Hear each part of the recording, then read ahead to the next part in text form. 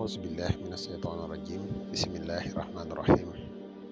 وإني أعيذها بك وذريتها من الشيطان الرجيم ربي أعوذ بك من همزات الشياطين وأعوذ بك ربي أن يحضرون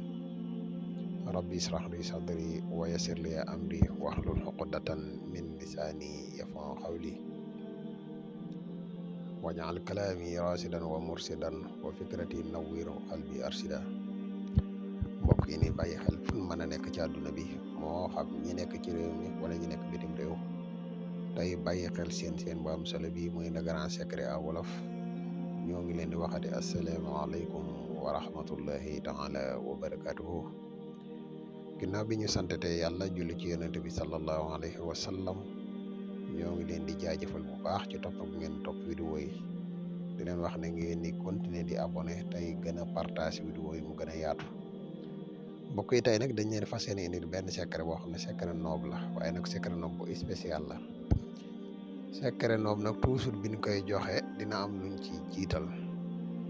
nañuy moytu di def noob ci lu dul aajo mooy di ko def te topp ko ci bakkan rek képp koo xam ne danga ko daan def maa ngi day digal nga bàyyi ko képp koo xam ne mosoo kaa def ngal la na nga góorgóorlu ba ko def ndax bari na nit de gàllankoor yu muy am fekk na loolu rek mooy lëkkatek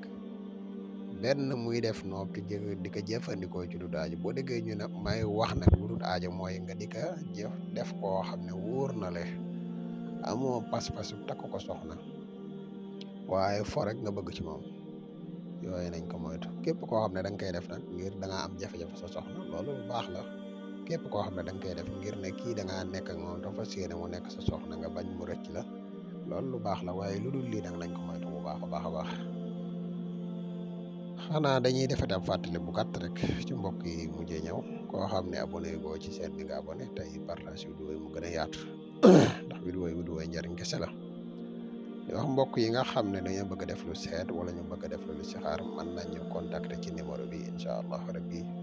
fon mën a nekk ci àdduna bi des na leen defal seet gu leer wala listixaar gu leer incha allah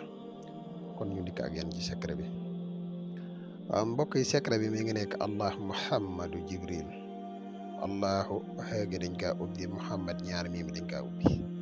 yooyu yëpp nag benn bu si nekk dañoo dugal ci biir fa jamaxnaahum jamxan ci biir allahu ak muhammad gi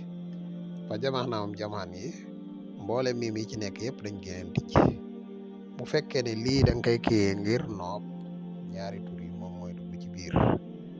boo noppee jëmmi kayit wi da ngay fexe ba wut doomu soble dugal ko ci biir defaat ci beneen boo xam ne da nga koy def téere ndig nga takk ko boo noppee nag bis bu yàlla sàkk di nga wérdu di nga wérdu fa jamaxnaahum jamxan 403 moom nga koy wérdu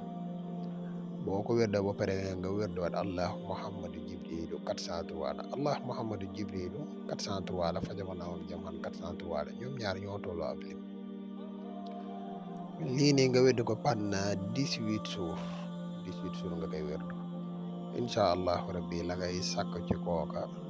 bu fekkee seen diggante nekk diggante bu ratax la suñu borom dina ko dogal incha allah ñoo ngi leen di wax ne bu leen ko def mukk ci lu aajo ndax loolu bari na conséquences yu si nekk dina waral gàtt fan dina waral wërsëg bu gàtt dina waral ak tëju moo tax nañ ko moytu bu baax a baax naa kon fii la ñuy yem ak yéen ci secret tey bi di leen wax ngeen continuer di abonné tey gën a partage vidéo yi mu gën a yaatu wasalaamu aleykum wa rahmatullahi taala wa barakatuhu jërë ngeen jëf